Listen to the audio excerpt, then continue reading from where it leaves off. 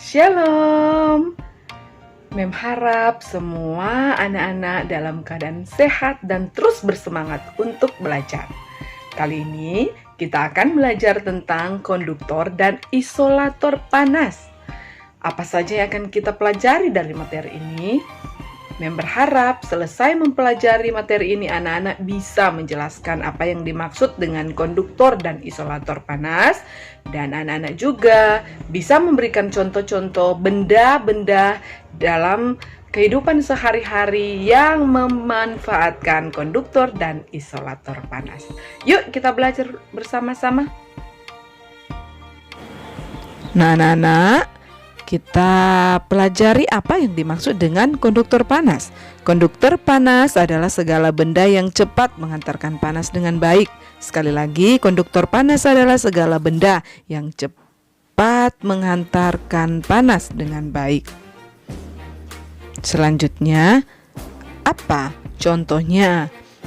Yaitu logam besi, baja, seng, tembaga, dan aluminium.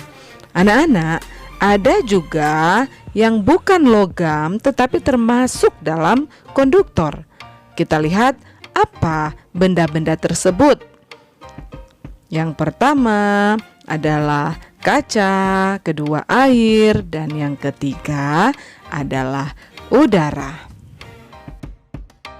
Anak-anak, saat konduktor dipanaskan, maka atom-atom penyusun konduktor akan bergerak dengan lebih cepat. Apa sih yang dimaksud dengan atom? Atom merupakan bagian terkecil dari suatu benda. Semakin cepat atom bergerak, maka penghantaran panas juga akan semakin cepat. Nah, yang kedua adalah isolator panas. Apa yang dimaksud dengan isolator panas, adik-adik?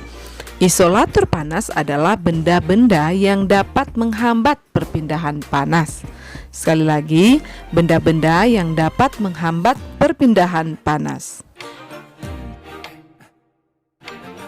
Contohnya benda-benda yang berbahan serat kain, karet, plastik, dan kayu. Itu termasuk pada benda isolator panas atau tidak menghantarkan panas dengan baik. Anak-anak, isolator disebut juga sebagai benda penghantar panas yang buruk. Jadi, isolator juga disebut sebagai benda penghantar panas yang buruk. Artinya, dia tidak bisa menghantarkan panas seperti pada konduktor panas. Dapat kita lihat pada benda-benda atau bahan-bahan yang digunakan oleh orang tua kita di rumah, seperti pegangan wajan yang terbuat dari kayu atau plastik. Ketika kita atau mama memegang pegangan wajan yang terbuat dari kayu atau plastik, anak-anak, pasti tangan mama tidak akan terasa panas. Beda dengan terbuat dari logam, pasti tangan kita atau tangan mama akan terasa sangat panas.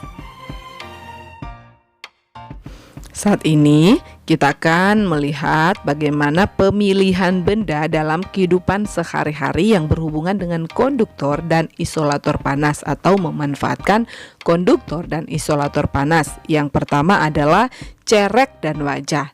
Anak-anak lihat pada gambar ini, bagian yang dipegang oleh tangan kita adalah isolator, sedangkan yang terkena panas itu adalah konduktor. Yang kedua yaitu setrika. Kita juga lihat ada pegangan setrika, itu juga yang dimaksud dengan isolator. Sedangkan bagian bawah yang saat kita menyetrika terkena dengan baju adalah konduktor. Yang ketiga adalah termos air. Anak-anak, kita juga melihat bahwa termos air ini merupakan pemanfaatan konduktor dan isolator panas. Termos air biasanya digunakan untuk menyimpan air panas. Termos dirancang dengan menggunakan sifat konduktor dan isolator panas. Air yang terdapat di dalam termos akan tetap panas karena energi panas tidak dapat merambat keluar. Dinding termos terdiri atas 2 lapisan bahan. Dinding luar termos biasanya berbahan logam atau plastik. Dinding bagian dalam dibuat dari kaca yang akan mempertahankan energi panas dalam termos. Di antara dinding luar dan dalam terdapat ruang hampa udara atau vakum. Ruang vakum berfungsi sebagai isolator karena panas tidak dapat merambat melalui ruang hampa udara. Oke, yang keempat anak-anak adalah solder. Solder merupakan peralatan listrik yang biasa digunakan untuk membuat rangkaian elektronik. Konduktor pada solder terletak pada bagian logam dan ujung pemanas solder.